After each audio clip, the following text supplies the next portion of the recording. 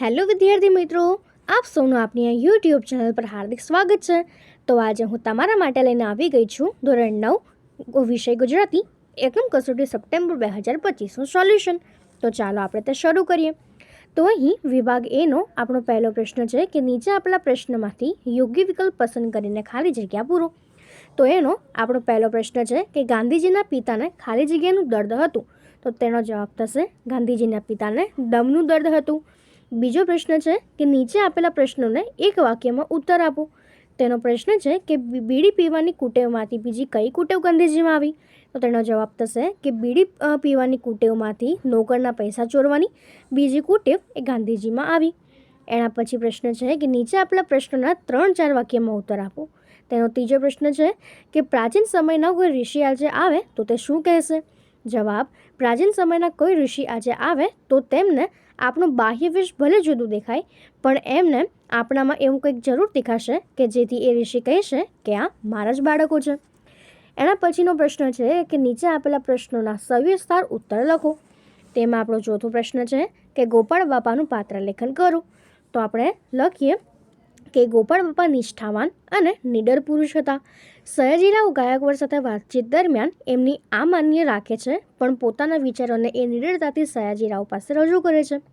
ગોપાળ બાપાએ સયાજીરાવને સૂચન કર્યું કે કોતરની જમીન પર શિંગોડાના માળને રોકી શકાય તો ત્યાં બનારસી લંગડો કેરી અને ગરીબો માટે અમરવડ જેવા બોર્ડ ઢગલે ઢગલા ઉતરે.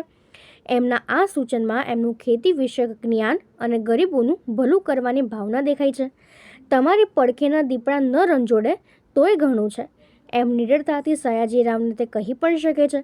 પૂજાનો બંદોબસ્ત કરવા સંબંધી સયાજીરાવના સૂચનો પણ તેઓ વિનમ્રતા અસ્વીકાર કરે છે. તો ત્યાં મૂર્તિને નામે તો સૌને આશરો મળે તેવું કરજો, એવું સયાજીરાવના સૂચનને સહર્ષ વધાવે છે. ગોપાળ બાપા મૈત્રી ધર્મ પણ સારી રીતે નિભાવી શકે છે.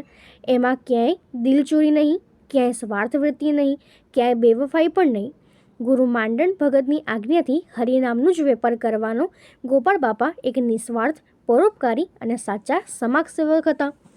એના પછી 5મો પ્રશ્ન છે કે દવાખાનાનું વર્ણન લોહીની સગાઈ પાઠના આધારે કરો. તો એનો જવાબ થશે કે દવાખાનામાં મુલાકાતના સમયે વચલા ખંડમાં દર્દીઓ અને એમના સગા સંબંધીઓ છૂટા છૂટા બેઠા હતા.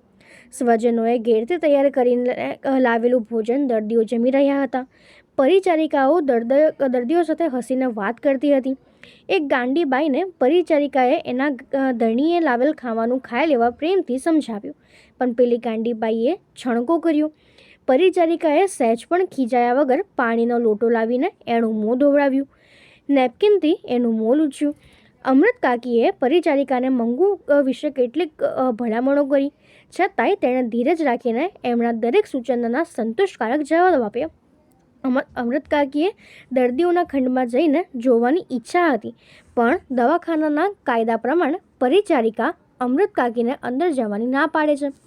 મંગુને પરિચારિકાના હાથમાં સોંપતા અમૃત કાકી છૂટા મોંએ રડી પડે છે.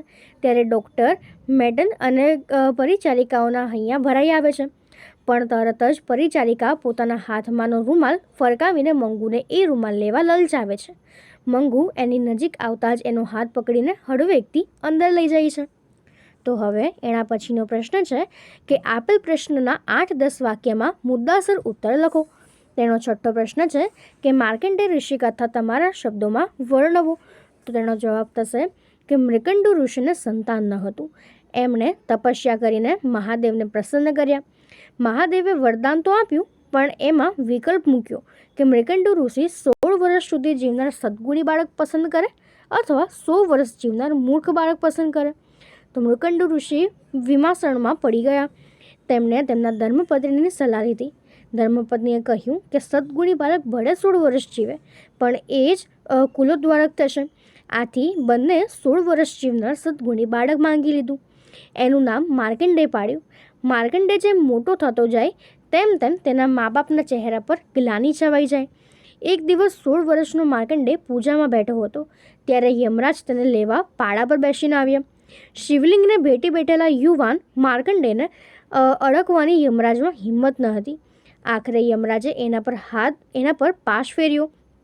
ત્યાં તેઓ શિવલિંગમાંથી સાક્ષાત ત્રિશૂળધારી શિવજી પ્રગટ થયા અને યમરાજે કરેલી ધૃષ્ટતા બદલ તેને ઠપકો આપ્યો. મૃત્યુંજય મહાદેવના દર્શન થતાં માર્કંડેયના મનમાં બીક ન રહી, એને જીવનદાન મળ્યું. તો હવે એના પછીનો આપણો વિભાગ બી છે. એનો પ્રશ્ન છે કે નીચે આપેલા વિકલ્પોમાંથી સાચું વિકલ્પ પસંદ કરીને જવાબ લખો કે જેમાં આપણું પ્રતીકનો એક ગુણ છે. તો માટે 7મો પ્રશ્ન છે કે શ્રી કૃષ્ણની શોભાની નરસિંહ મહેતા પર સી અસર થાય છે. તો તેનો જવાબ થશે કે ઓપ્શન નંબર ડી કે હરખ પામી રહ્યા છે. એના પછી 8મો પ્રશ્ન છે કે કામ કરે ઈ જીતે કાવ્યમાં, તો તે આપણો ઓપ્શન બી થશે કે પરિશ્રમનું મહત્ત્વ પ્રગટ થાય છે. એના પછીનો 9મો પ્રશ્ન છે કે નીચેનામાંથી કઈ બાબત સમુદ્રને લાગુ પડતી નથી. તો તેનો જવાબ થશે આપણી પાસે ડી કે સમુદ્રનું જળ છીછરું હોતું ન હતું. તો હવે એના પછી પ્રશ્ન છે કે કાવ્ય પંક્તિ પૂર્ણ કરો. તો એનો આપણો 10મો પ્રશ્ન આપ્યો છે કે સાંજ સમય સામળીઓથી મહેકે સાંજ. તો આપણે લખી શકીએ કે સાંજ સમયે સામળીઓ વાહલો વૃંદાવનથી આવે, આગળ ગોદડ પાછળ સાજન મનમાં મોહ ઉપજાવે, મોર મુગટ શિર સુંદર દરિયો કાને કુંડળ લહેકે, પહેર્યા પીતાંબર ફૂલની પછેડી ચુવા ચંદન માંકે. તો આ રીતે આપણે આ કાવ્ય પંક્તિને પૂર્ણ કરી શકીએ. તો હવે એના પછીનો આપણો પ્રશ્ન છે કે નીચે આપેલા પ્રશ્નોને એક વાક્યમાં ઉત્તર આપો. તો એનો 11મો પ્રશ્ન છે કે સાંદીપની ઋષિને પોતાના વિદ્યાર્થીઓ માટે ખૂબ જ સ્નેહ હતો તેવી પ્રતીતિ કયા વાક્યમાં થાય છે. તો આપણે લખી શકીએ જવાબમાં કે પછી ગુરુજી શોધવા નીસર્યા, કહ્યું સ્ત્રીને તે કીધો કેર, આપના હૃદયમાં સાથે ચાંપ્યા. વાક્યમાં સંદીપની ઋષિને પોતાના વિદ્યાર્થી માટે ખૂબ જ સ્નેહ હોય તેવી પ્રતીતિ થાય છે. એના પછી 12મો પ્રશ્ન છે કે ઘરની અગાસીનું ખુલ્લું આકાશ વાક્યનો ભાવાર્થ લખો. તો આપણે લખી શકીએ કે ઘરની અગાસીનું ખુલ્લું આકાશનો ભાવાર્થ સન્માન, સ્વતંત્રતા અને સ્વીકાર થાય છે.